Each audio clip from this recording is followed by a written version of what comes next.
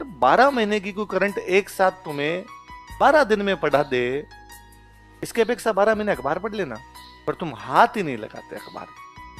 मेरा यदि बस चले तो मैं यूं कंपलसरी करूं इस चीज को कि कोचिंग में एडमिशन उन्हें दिया जाए जो कम से कम पिछले 2 साल से अखबार पढ़ते हो, बाकी उन कोचिंग में एडमिशन ना दिया जाए। पर तुम में से कोई नहीं देखता कि पहले जब भी लोग कोचिंग करने के लिए आते तो उनकी ये चीजें बड़ी क्लियर हुआ करती थी कि वो पॉलिटिकली देश में क्या चल रहा है उनके बारे में जानते थे, इकोनॉमिकली क्या क्या कंडीशन उनके बारे में जानते थे, गवर्नमेंट के लेवल पर क्या चीजें चल रही उनके बारे में जानते थे, तो बिल्स कौन कौन से आ रहे हैं उनके बारे में जानते थे, एक्ट कौन से बन गए उनके बारे में जानते थे, खेल की दुनिया में क्या चल रहा है उनके बारे में जानते थे, मनोरंजन की दुनिया में क्या उनके बारे में जानते थे।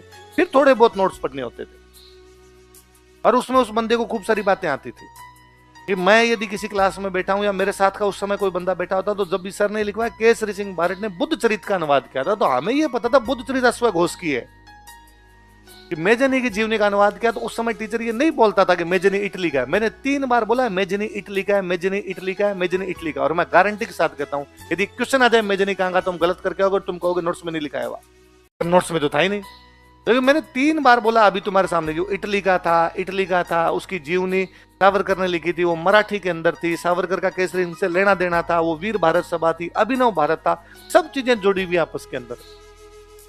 तुम्हें केवल उतना आता जितनी लाइनें तुमने लिखी है, वो लाइनें भी वो जो तुमने नहीं लिखी, जो किसी ने लिखवाई तुम्हें।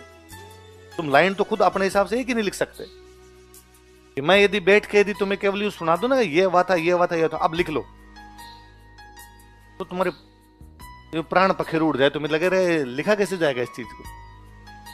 व्यक्ति बोलता है, बोर्ड पे लिखता है, उसके बावजूद